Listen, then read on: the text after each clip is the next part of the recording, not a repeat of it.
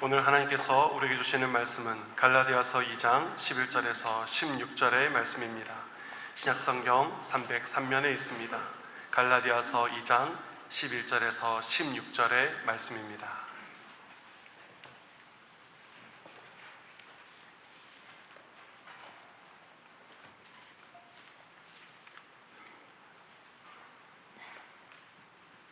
그렇으면 함께 교도하시겠습니다. 게바가 안디옥에 이르렀을 때 책망받을 일이 있기로 내가 그를 대면하여 책망하였노라.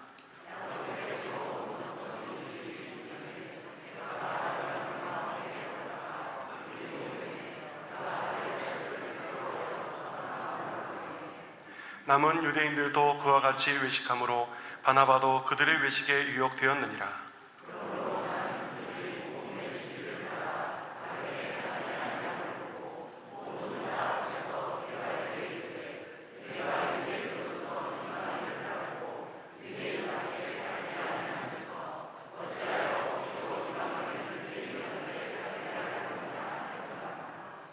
우리는 본래 유대인이요 이방 죄인이 아니로되 사람이 의롭게 되는 것은 율법의 행위로 말미암음이 아니요 오직 예수 그리스도를 믿음으로 말미암는 줄 알므로 우리도 그리스도 예수를 믿나니 이는 우리가 율법의 행위로서가 아니고 그리스도를 믿음으로써 의롭다 함을 얻으려 함이라.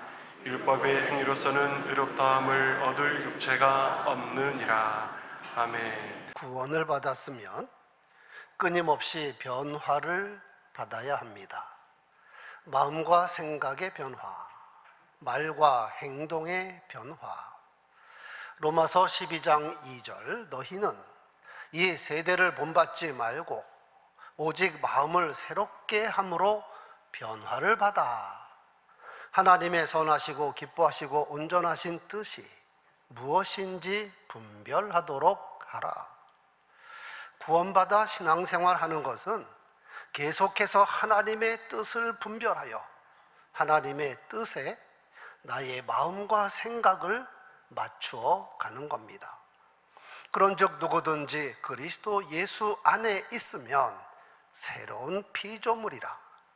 이전 것은 지나갔으니 보라 새 것이 되었도다. 해 아래 새 것이 없는데 누구든지 예수 안에 거하며 계속해서 하나님의 뜻에 맞추면 그 사람은 날마다 새 은혜로 인하여 새로운 피조물로 살아가는 것입니다. 그런데 문제는 우리 사람에게는 관성 또는 타성이라는 것이 있어서 여간해서는 바꾸려고 하지 않는 속성이 있습니다. 이는 마음과 생각도 그렇고 말과 행동도 그렇습니다. 심지어 성령 충만 성도조차도 어떤 것에 대해서는 바꾸려 하지 않는 부분이 있다는 것입니다. 초대 예루살렘 교회의 사도들과 성도들, 성령 충만 받은 사람들입니다. 모이기를 힘쓰고 사랑의 떡을 떼며 열심히 복음을 전했을 뿐만 아니라 물질까지도 유무상통한 놀라운 역사를 이룬 사람들입니다. 실로 천국 생활을 이 땅에서 보여주었다 하는 말까지 듣습니다. 하지만 예루살렘 교회 사도들과 성도들의 치명적인 문제점도 우리가 알아야 합니다. 그들 대부분이 유대인이었고 유대 율법주의에서 벗어나지를 못했다 하는 것입니다. 즉 그들은 자기들의 생각을 바꾸려고 하지 않았습니다. 예수께서 승천하시면서 당부한 말씀, 오직 성령이 너희에게 임하시면 너희가 권능을 받고 예루살렘과 온 유대와 사마리아와 땅끝까지 이르러 내 증인이 되리라. 그 말씀 그대로 그들이 성령 받았습니다. 권능도 받았습니다. 은혜가 충만한 신앙생활을 합니다. 그러면 사마리아 가서도 복음을 전해야 하고 이방인에게도 가서 복음을 전해야 하는데 하나님께서 기다리고 기다리셔도 그들은 갈 생각을 않는 겁니다. 예수께서 명하셨는데도 그들은 왜 사마리아나 이방인에게 가지를 않았을까요? 그것은 그들 마음과 생각 속에 유대 율법주의가 여전히 남아 있었기 때문입니다. 자기들의 생각을 바꾸지 않은 겁니다. 유대주의란 하나님께서 우리 유대인들만 사랑하신다 하는 생각이요, 율법주의란 예수께서 십자가에 죽으시고 부활하셨지만 그래도 우리는 율법을 지켜야 한다, 지금까지 해오던 대로 할례도 받고 선행도 쌓아야 한다 하는 생각입니다. 예수께서 십자가를 지심으로 중간에 막힌 담을 허시고 자기 육체로 허무셨기 때문에 유대인이나 헬라인이나 남자나 여자나 자유자나 종이나 주 안에서 하나요, 성도는 그것을 이루어가면 되는 겁니다. 하지만 예루살렘 교회 사도들과 성도들에게는 여전히 담이 있었습니다. 특히 사마리아인과 이방인에 대한 담은 허물 생각조차 하지 않았습니다. 이것을 단적으로 보여주는 몇 가지 사건이 성경에 기록이 되어 있습니다.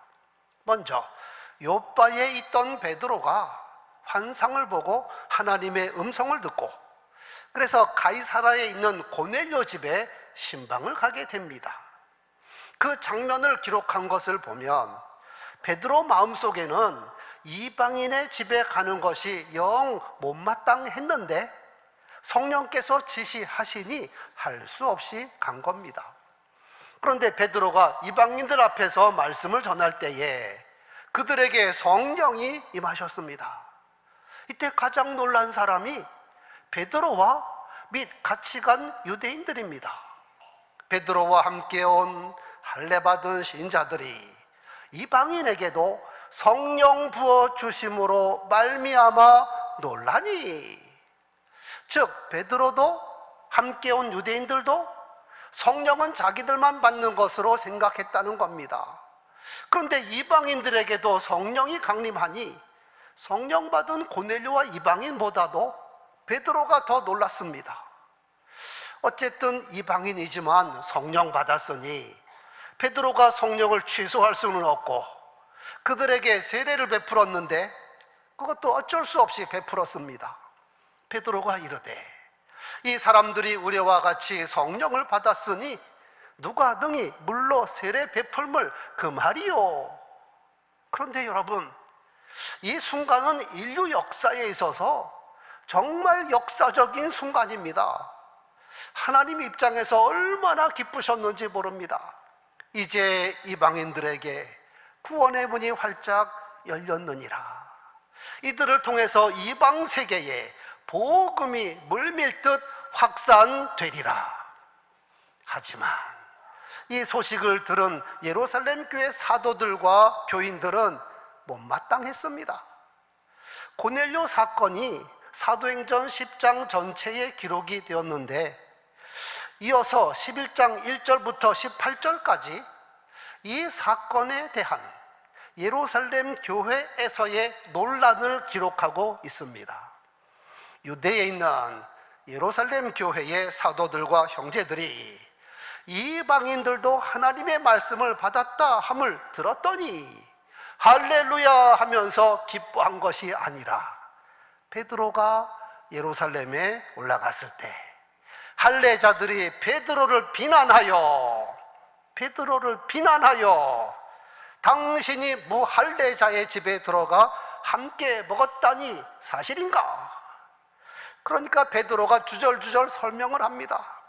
정말 하나님의 생각과는 너무나 거리가 먼 모습입니다. 베드로의 말을 요약하면 내가 가고 싶어서 갔나? 성령께서 시켜서 갔지. 내가 세례 베풀고 싶어서 베풀었나? 성령 받았으니 안 줄 수 없지. 그러면서 하나님께서 우리에게 주신 것과 동일한 선물, 성령을 그들에게도 주셨으니 내가 누구에게 하나님을 능히 맡겠느냐? 그랬더니 그들이 이 말을 듣고 잠잠하여 하나님께 영광을 돌려, 그러면 하나님께서 이방인에게도 생명 얻는 회개를 주셨도다. 한마디로 어쩔 수 없지. 괄호 열고 닫고 상쾌하지는 않지만, 그렇다고 해서 이 사건을 계기로 그들이 유대 율법주의를 벗어버리거나 그들의 생각이 바뀐 것이 아닙니다.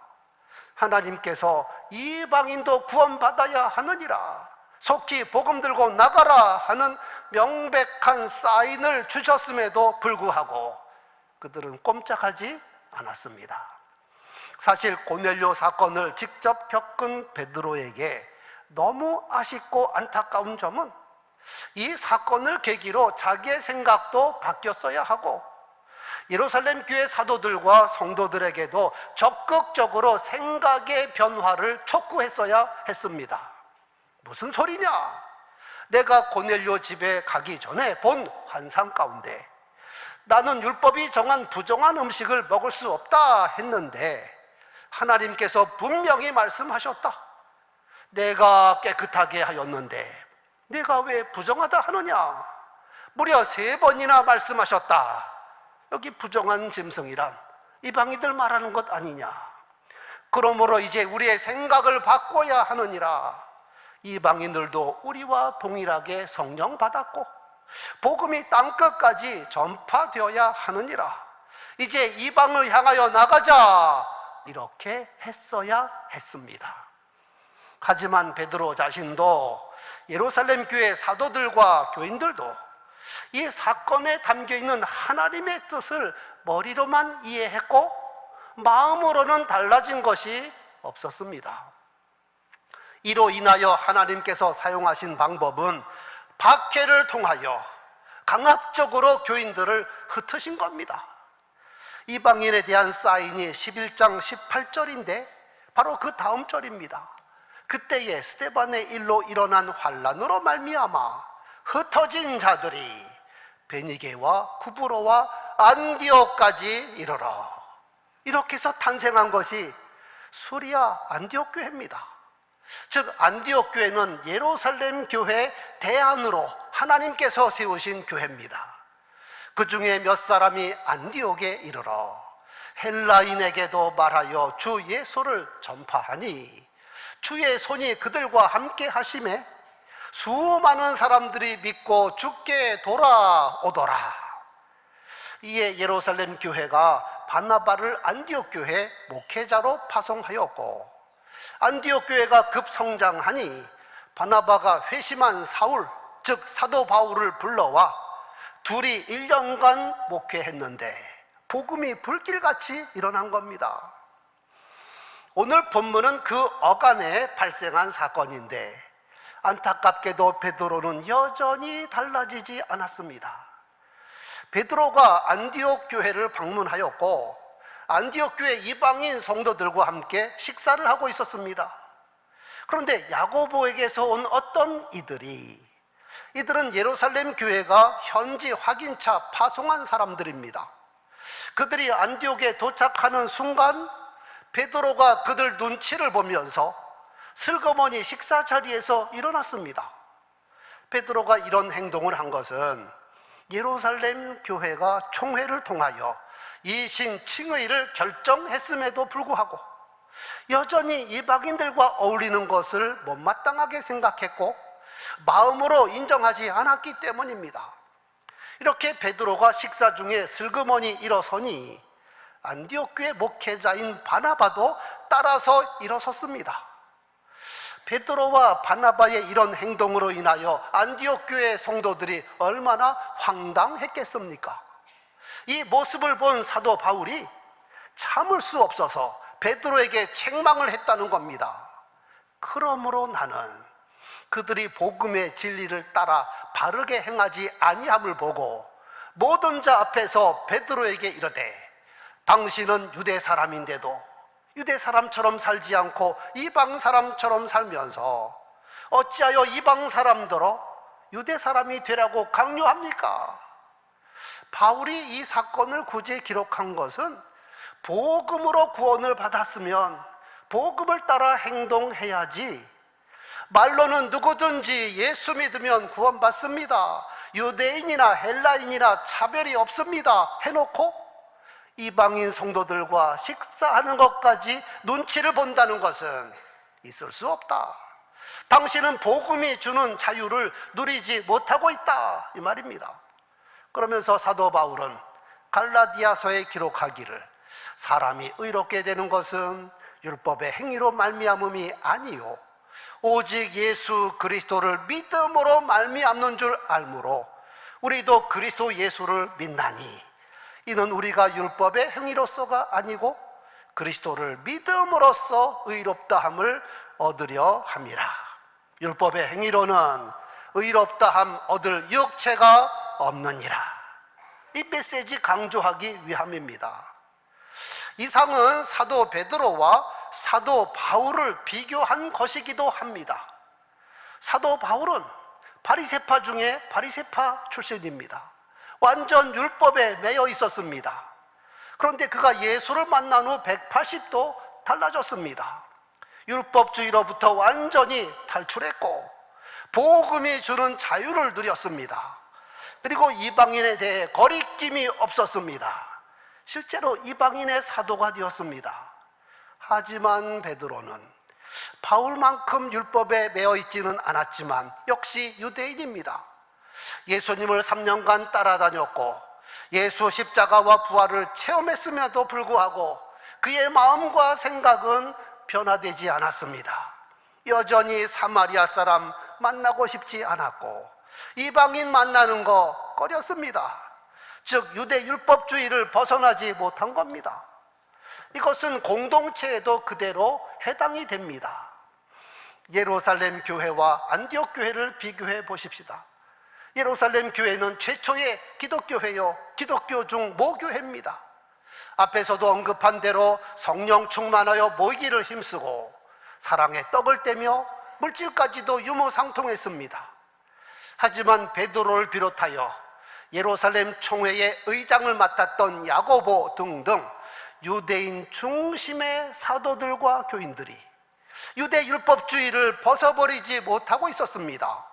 그래서 하나님께서 허락하신 유대교에 의한 박해를 받아야 했고 박해를 피하여 교인들이 흩어지지 않을 수 없었습니다. 이에 반하여 수리아 안디옥 교회는 구성원들이 헬라인 또는 헬라파 유대인들, 언어도 헬라어를 사용했을 뿐만 아니라 생각도 이방 세계에 열려있는 사람들입니다. 그런 사람들에게 복음이 들어가고 성령이 임하시니 놀라운 부흥이 있었고 성령께서 바울과 바나바를 선교사로 파송하라 하는 지시에 따라 복음 들고 이방 세계로 달려나갔습니다. 그래서 사도행전을 통해서 보면 초기 세계 선교를 감당한 교회는 예루살렘 교회가 아니라 안디옥 교회입니다. 1차, 2차, 3차 전도 여행을 지원하였고 그 후에 사도 바울이 로마까지 가는 옥중 여행을 통하여 소아시아와 유럽 방방곡곡에 복음이 전파가 되고 교회가 세워졌습니다. 세계 복음화에 초석을 놓은 교회가 안디옥 교회입니다. 여러분, 생각의 차이가 얼마나 다른 결과를 가져왔는가. 만약 예루살렘 교회 사도들과 성도들이 성령 충만 받았을 때 즉시 생각을 바꾸어서 그렇지, 주님께서 사마리아에도 가라 하셨어, 이방인에게도 가라 하셨어, 그러면서 복음 들고 이방 세계로 나갔더라면 유대교에 의한 박해도 없었을 것이요, 예루살렘 교회가 세계 복음화의 위대한 사명을 감당했을 텐데 말입니다. 그들이 타성에 젖어 생각을 바꾸지 아니하고 유대 율법주의를 벗어버리지 못한 것이 얼마나 안타까운 일인가. 하나님께서는 자기들 유대인만 사랑하는 하나님이 아닙니다. 세계 모든 민족, 모든 사람을 사랑하십니다. 하나님께서 이스라엘을 먼저 선택하신 것은 그들만 사랑하시는 것이 아니라 그들이 하나님을 잘 경외함으로 구원받고 하나님의 복을 받아 누림으로 모든 이방인들에게 증거가 되게 하려고 모델이 되라고 먼저 부르신 겁니다. 당초 아브라함을 부르실 때도 분명히 말씀하셨습니다. 너와 내 자손을 통하여 모든 민족이 복을 받게 하리라. 하나님의 관심은 열방입니다. 모든 민족과 나라들입니다. 그런데도 이스라엘 백성들은 구약시대부터 자주 우월감에 빠졌고 하나님을 사유화했습니다. 하나님께서 우리만 사랑하신다. 더 나아가 이방인들을 배척합니다. 저런 할례받지 않은 자, 저런 부정한 자와 상종할 수 없어. 뿐만 아니라 예수께서는 공생애 때 이미 이런 말씀하셨습니다. 너희가 내 말에 거하면 참으로 내 제자가 되고 진리를 알지니 진리가 너희를 자유롭게 하리라. 예수께서 자신의 몸을 찢고 십자가에서 피를 다 쏟으신 것은 그 어떤 사람도 율법을 지켜서 구원받을 사람이 없기 때문에 믿음으로 구원받도록 십자가를 지신 겁니다. 그리고 선언하기를 누구든지 나를 믿으면 구원받는다. 이것이 진리다. 진리가 너희를 자유롭게 하리라. 그런데도 예루살렘 교회 사도들과 교인들 가운데 상당수가 그래도 할례를 받아야지 어떻게 믿음으로만 구원받냐, 그래도 율법을 지켜야지 그렇게 쉽게 천국 가겠느냐, 이런 생각을 하고 있었습니다. 즉 생각을 바꾸지 않은 겁니다. 여러분, 분명한 진리가 주어졌는데도 그 진리 앞에서 자기의 생각을 바꾸지 않는 것은 큰 죄입니다. 더 놀랍고 안타까운 것은 예수 십자가 부활 이후 2000년이 흐른 지금도 유대교를 믿는 유대인들은 그 생각을 바꾸지 않고 있습니다. 그래서 예수를 메시아로 인정하지 않고 예수를 믿지 않습니다. 유대교는 구약 성경만 경전으로 인정하고 신약 성경 인정하지 않습니다. 나사렛 예수는 메시아로 인정하지 않습니다. 이에 제가 유대교를 믿는 유대인들에게 강력하게 묻습니다. 당신들이 경전으로 믿는 구약 이사야서에 보면 메시아에 관한 많은 예언이 있다. 그리고 그 가운데 종의 노래라는 메시아에 관한 자세한 예언도 있다. 그러면 이사야서에 있는 이 말씀을 왜 인정하지 않는가? 왜 믿지 않는가? 묻고 싶습니다. 이사야서의 종의 노래는 모두 4단락이 있는데 첫째 단락은 이사야 42장 1절에서 9절입니다. 내가 붙드는 나의 종 메시아입니다. 내 마음에 기뻐하는 자, 곧 내가 택한 사람을 보라. 내가 나의 영을 그에게 주었은즉 그가 이방의 정의를 베풀리라. 나 여호와가 의로 불렀은즉 내가 네 손을 잡아 너를 보호하며 너를 세워 백성 언약과 이방의 빛이 되게 하리라. 두 번째 단락 49장 1절에서 7절. 너는 나의 종이요 내 영광을 내 속에 나타낼 이스라엘이라 하리라. 내가 너를 이방의 빛으로 삼아 나의 구원을 베풀어서 땅끝까지 이르게 하리라. 셋째 단락은 50장 4절에서 11절. 너희 중에 여호와를 경외하며 그의 종의 목소리를 청종하는 자가 누구냐? 흑암 중에 행하여 빛이 없는 자라도 여호와의 이름을 의뢰하여 자기 하나님을 의지할지어다. 넷째 단락은 잘 아시는 대로 52장 13절에서 53장 12절 고난받는 종입니다. 그가 찔림은 우리의 허물 때문이요 그가 상함은 우리의 죄악 때문이라. 그가 징계를 받음으로 우리는 평화를 누리고 그가 채찍에 맞음으로 우리는 나음을 받았도다. 우리는 다 양 같아서 그릇 행하여 각각 제 길로 갔거늘 여호와께서는 우리 모두의 죄악을 그에게 담당시키셨도다. 그런데 중요한 것은 보라 내 종이 형통하리니 받들어 높이 들려서 지극히 존귀하게 되리라. 이 말씀대로 다 이루어졌습니다. 독생자 예수께서 선언하시기를 다 이루었다. 그러므로 이사야서를 하나님의 말씀으로 믿는다 하면서도 하나님의 종, 고난받았으나 존귀하게 되신 예수 그리스도를 믿지 않는 것은 자기의 모순이요 자가 당착입니다. 동시에 주후 1세기 예루살렘 교회 사도들과 성도들에게 다시 묻습니다. 분명히 이사야서를 통해서 미리 보여준 메시아가 어떤 분인가? 유대인이나 이방인이나 다 양 같아서 불순종의 자식들인데 하나님의 종 예수 그리스도께서 대속적 죽음을 죽으셨다. 그리고 이어지는 말씀 강조 또 강조하기를 메시아는 이방에도 정의를 베풀 것이다. 이방의 빛이 될 것이다. 이들 역시 예수를 믿으면서도 구약에서 이미 계시한 메시아가 이방의 빛이라는 것과 그러려면 이방인들에게도 복음이 전파되어야 한다는 사실은 받아들이지 않았던 것입니다. 여러분, 사람이 망하는 것은 결국 자기 자신 때문입니다. 자기 자신. 그 잘난 자기 생각, 자기 경험, 자기 자랑, 자기의, 자기 능력. 자기가 타락한 죄인이요, 자기 스스로 구원받을 수 없다는 것을 모르고 여전히 내가 변화되지 않는 자기 자신을 의지하는 것이 바로 망하는 지름길입니다. 이 시대에도 예수를 믿으면서 율법주의 사고에서 벗어나지 못한 사람이 있을 겁니다. 벗어나야 합니다. 자만심과 이기심이 강하여 주님이 잘 보이지 않는 사람도 있습니다. 내려놓아야 합니다. 또는 정치적 이념에 빠져서 하나님의 계획과 다른 방향으로 가는 사람도 있을 겁니다. 사소한 감정 때문에 선입견과 고정관념으로 진리를 모른 채 살아가는 사람도 있을 겁니다. 또는 전통과 미신적 사고에 젖어 있는 사람도 있습니다. 잘못된 정보를 굳게 믿음으로 잘못된 생각을 갖고 있는 사람도 있습니다. 모두 변화를 받아야 합니다.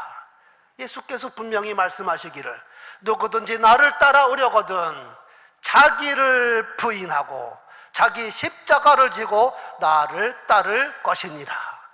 그러므로 정상적으로 구원받아 신앙생활하는 사람은 예수 십자가 앞에서 나는 이미 죽었고 내 안에 그리스도가 산다고 고백해야 합니다. 성도 여러분, 엄연한 진리가 있는데도 여전히 자기 생각, 자기 고집에 빠져서 살지 말고 신속히 철저히 자기 생각 내려놓고 변화를 받아야 합니다. 그래서 내가 사는 것이 아니라 내 안에 계신 그리스도가 사셔서 그리스도가 왕으로 계셔서 나를 다스리고 계시는지 확인하고 또 확인해야 합니다. 내가 그리스도와 함께 십자가에 못 박혔나니 그런즉 이제는 내가 사는 것이 아니요 오직 내 안에 그리스도께서 사는 것이라. 이제 내가 육체 가운데 사는 것은 나를 사랑하사 나를 위하여 자기 자신을 버리신 하나님의 아들을 믿는 믿음 안에서 사는 것이라. 이 말씀이